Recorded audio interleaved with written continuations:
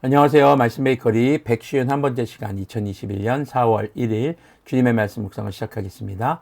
거룩하신 주님 감사합니다. 주님의 말씀을 묵상합니다. 성령님께서 말씀에 조명이 되어 주시옵소서. 우리 주 예수님의 이름으로 기도합니다. 아멘. 오늘 보실 말씀은 마태복음 27장 27절에서 44절까지의 말씀입니다. 총독의 병사들이 예수님을 총독 관저로 끌고 들어가서 온 부대를 다 그의 앞에 불러 모았다. 그리고 예수님의 옷을 벗기고 주홍색 옷을 걸침옷을 걸치게 한 다음에 가시로 면류관을 엮어 그의 머리에 씌우고 그의 오른손에 갈대를 들게 하였다. 그리고 그분 앞에 무릎을 꿇고 유대인의 왕 만세 하고 말하면서 그를 희롱하였다. 또 그들은 그에게 침을 뱉고 갈대를 빼앗아서 머리를 쳤다. 이렇게 희롱한 다음에 그들은 주홍색 옷을 벗기고 그의 옷을 도로 입혔다. 그리고 십자가에 못 박으려고 그를 끌고 나갔다. 예수님께서 사형 선고를 받으시고 병사들에게 끌려가셔서 그 병사들에게 굉장히 모욕적인 그런 조롱을 당하는 사건이 등장을 합니다. 옷을 벗기고 가시면류관을 씌웠다는 건 가시나무로 왕관을 만들어서 씌웠다는 겁니다. 가시가 파고들고 상처가 나고 피가 흘렀겠죠. 그리고 주홍색 옷을 걸치게 하고 오른손엔 갈대를 들게 합니다. 그 갈대는 뭘 얘기할까요? 왕들이 들고 다니는 바로 지팡이인 귤을 얘기하는 것, 귤을 조롱하면서 만들어준 것이죠. 그래서 유대인의 왕 만세라고 하는 것이 희롱하는 소리였습니다. 뭐 진짜 크게 외친 것이 아니라 아이고 유대인의 임금님 오셨습니까? 아이고 만세! 이러면서 굉장히 예수님을 조롱하는 그런 말을 한 것이죠. 사실 육체적인 고통도 고통이지만 굉장히 마음 상하는, 자존심이 상하는 그런 상황이 된 것이죠. 자신이 무엇인가 잘못해서 그렇다면은 그럴 수도 있겠지만 정말 예수님께서는 죄가 없는 상태에서 이런 수치스러운 일을 당하게 되는 것입니다. 그런데 이런 사건들을 보여주는, 성경이 보여주는 이유는 우리가 지은 죄에 대한 대가가 육체적 고통, 육체적 죽음만이 아니라 우리의 자존심과 우리의 또 마음을 상하게 하는 그런 수치스러운 그런 일들이 벌로 주어질 수 있다는 것을 우리에게 보여주는 것입니다. 그러니까 하나님의 벌은요, 단순히 몸만 상하게 하는 것이 아니라 생명만 빼앗는 것이 아니라 우리의 자존심까지도 철저히 뭉개버릴 수 있는 그런 저주와 심판이 바로 죄에 대한 대가였다는 것이죠. 32절을 보면은요, 그들은 나가다가 시몬이라는 구레네 사람을 만나서 강제로 예수님의 십자가를 지고 가게 하였다. 자, 이 시몬이라는 사람이 등장하는데 예수님께서 아마도 십자가를 지고 가기 어려운, 굉장히 무거운 나무였으니까요. 어려운 상황이었던 것으로도 보여집니다. 그런데 시몬이라는 이름이 등장합니다. 또 마가복음에서는 그의 아들들의 이름도 등장합니다. 이렇게 구체적으로 언급한 것은 후에 이 시몬이라는 사람이 예수님을 믿게 되었고 교회 역사에 있어서 중요한 그런 역할을 하게 된 것을 또 보여주기도 한 것입니다. 자, 33절 계속 보면은요. 그들은 골고다 곧 해골곳이라는 곳에 이르러서 포도주에 쓸개를 타서 예수님께 드려서 마시게 하였으나 그는 그 맛을 보시고는 마시려고 하지 않으셨다. 자, 이 이유는 두 가지입니다. 첫 번째는 예수님께서 제자들과 마지막 만찬을 즐기신 게 아니죠. 하실 때 내가 다시는 하나님의 모든 일들을 구원의 사역을 완성할 때까지 다시는 포도나무에서 난 것을 먹지 않겠다라고 하신 말씀을 이루시려고 한 것도 있었고, 또 하나는 포도주에 쓸개를 탔다라는 것은요, 일종의 진통제 혹은 환각작용을 통해서 고통을 줄이려는 그런 의도였습니다.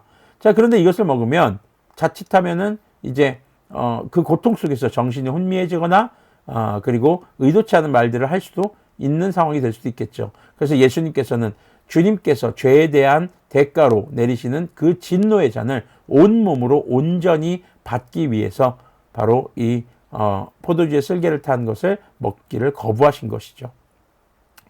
자, 그들은 예수님을 십자가에 못 박고 나서 제비를 뽑아서 그의 옷을 나누어 가졌다. 자, 이 말씀은 이제 구약에 기록된 예언자의 말을 성취하기 위한 것입니다. 그리고 거기에 앉아서 그를 지키고 있었다. 자, 예수님께서는 고통을 당하시고 십자가 못 박히시는 모든 상황 과정 가운데서 구약에 예언된 말씀들이 이루어지는 것을 보여주심으로써 주님의 말씀은 영원하다는 것을, 반드시 성취된다는 것을 우리에게 보여주고 계시는 것이죠. 자, 이것을 통해서 우리는 첫 번째로 그리스도인의 삶은 주님의 말씀이 우리의 삶에 성취되기를 간절히 바라며 그것을 행하는 삶이어야 한다는 것. 또 하나는요, 주님의 말씀은 반드시 성취되기에 다시 오실 예수님의 재림의 말씀도 성취된다는 것을 우리는 기억해야 한다라는 것입니다. 그리고 그의 머리 위에는 이 사람은 유대인의 왕 예수다 이렇게 쓴 죄패를 붙였다. 그때의 강도 두 사람이 예수님과 함께 십자가에 못 박혔는데 하나는 그의 오른쪽에 하나는 그의 왼쪽에 달렸다.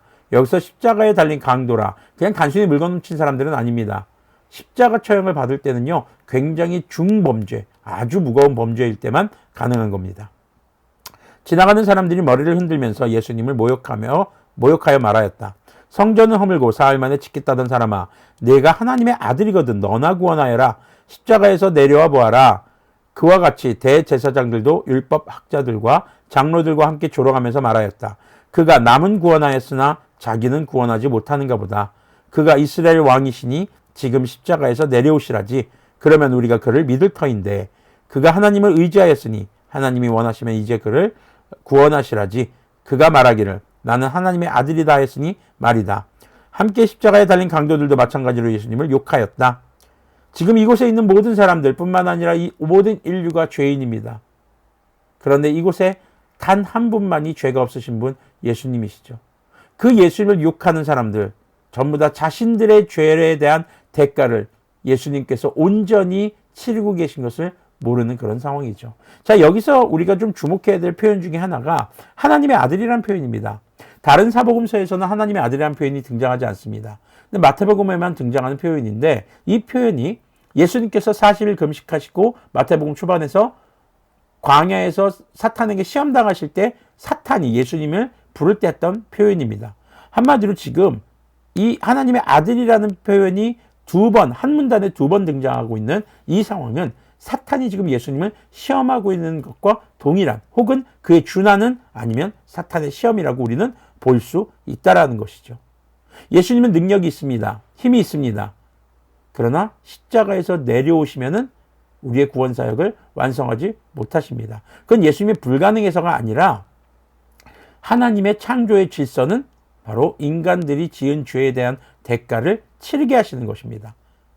그런데 그 죄에 대한 대가를 치르면 인간은 죽을 수밖에 없고 영원한 하나님의 나라에 거할 수 없게 되죠. 바로 천국에 갈 수 없게 되는 겁니다.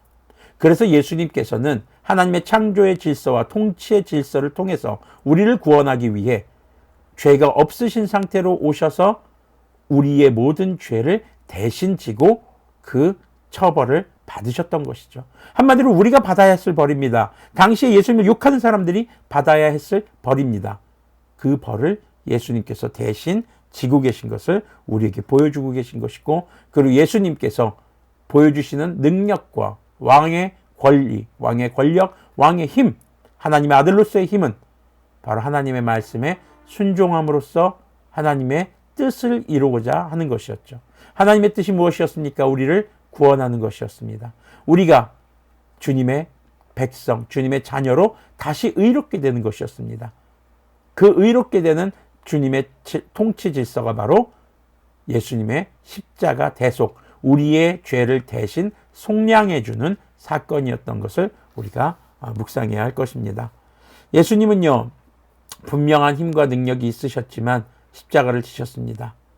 그 이유는 하나님의 말씀에 순종함으로써 우리를 구원하셨고, 또 죄에 대한 대가가 얼마나 잔혹한 것인지를 우리에게 몸소 가르쳐 주신 것입니다. 그렇게 예수님의 생명값을 지불하고 우리의 죄를 용서하신, 한마디로 예수님의 생명값을 지불하고 우리를 하나님의 자녀로 사오신 그 예수님의 공로를 기억하며, 우리가 구원받은 것이 단순히 그저 주님 제가 믿습니다 이 말 한마디로 구원받은 것이 아니라 예수님의 이러한 수치와 고통을 통해서 구원받은 것임을 기억하는 그런 고난주간의 목요일이 되기를 축복합니다. 함께 기도하겠습니다. 거룩하신 주님 감사합니다. 예수님의 십자가를 다시 한번 묵상합니다.